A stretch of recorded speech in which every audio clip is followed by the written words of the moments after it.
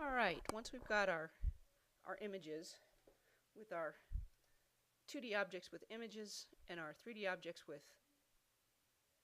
textures, let's look at different ways to render this object. So if we go to the little teapot here, we use wireframe a lot, where you see the outline of the objects. We can render this in Sketch, which makes it look like it's hand-drawn. You can choose Hidden Line, which just shows sort of the visible outline. Dashed Hidden Line, which is pretty handy for 3D, right? It automatically will draw all the hidden lines as dashed lines and all of the visible lines as continuous lines. So if you're doing an orthographic drawing, rendering your object using dashed hidden line is a great way to go, because you don't have to mess around with trying to figure out which lines are dashed and which ones are supposed to be solid and how do you get those using the attributes palette. All you have to do is draw the 3D object and the program will render this in dashed hidden line. So that's a pretty handy one. OpenGL is the most basic rendering option that will give you textures and images, but it's without a lot of definition and clarity. Fast Renderworks kind of bumps things up a little bit, so I'm going to go back and stretch this a little bit just so we can see our detail a little bit better. There's our boomerang pattern.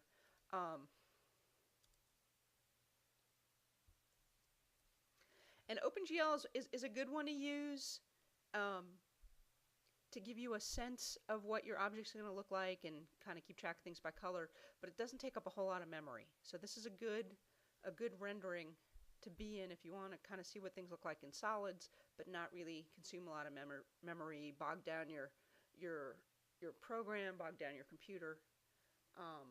If you want a little bit better rendering, you can choose Fast Renderworks.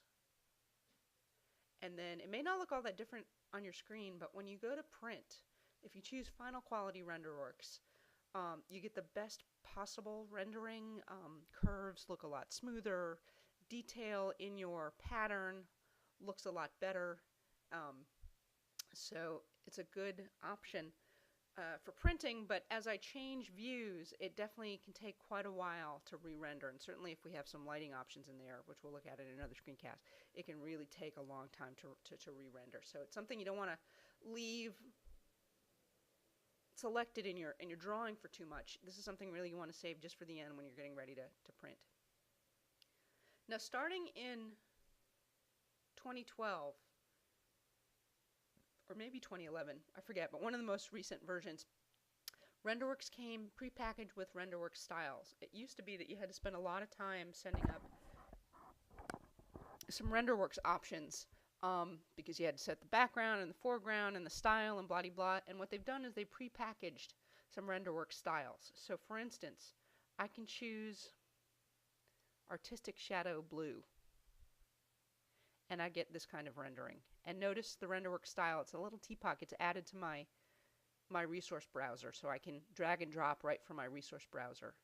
I can choose Artistic Brush Brown Thin, and I get a different type of rendering. I can choose, we'll look at a couple of these. Artistic Chunky Thick Brown. Right, where I just get a different rendering style, where lots of decisions have been made about the pen style and the size and the color and the foreground and the background. There are some styles that have background, they have night exteriors, or so if I wanted to look at this at night, it gives me this gradient night background. So if you're doing a house and you wanted to render this at night in the evening sky, you can do that. And every single time my render style is added to my resource browser, so I can drag and drop to reapply the render style.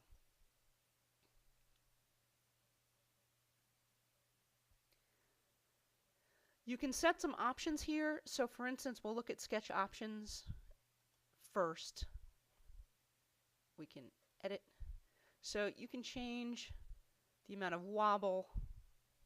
You know, you can make it look like you drew this while you were sitting on a train going over a bumpy track. You can change what the stroke looks like. The point, if you don't want it to overstrike, meaning if you don't want the lines to crisscross, or if you want them to not quite meet, or you can change the randomness. So you can customize what your rendering is going to look like. And then if you were to apply that rendering, we'll go back to sketch. Your sketch style would be updated. Another option is pretty good, is option for OpenGL. What's kind of nice about this is you can choose to draw edges. I like this one a lot. And you can choose to have some shadows. So I'll go back and choose OpenGL. But this time in OpenGL, I get the outline and I get to see a little bit of shadows as well. So as I change